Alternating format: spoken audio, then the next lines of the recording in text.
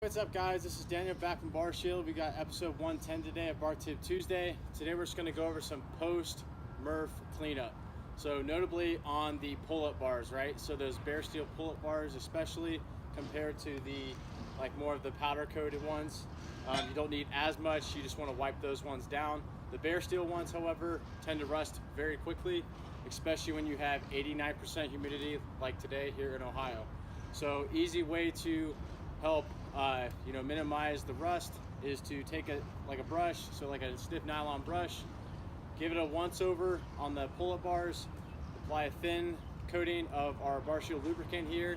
So that's going to help condition the steel of the bar against rust. So it's going to give you a thin coating on there to prevent against the oxidation in the air, and then you'll be good to go.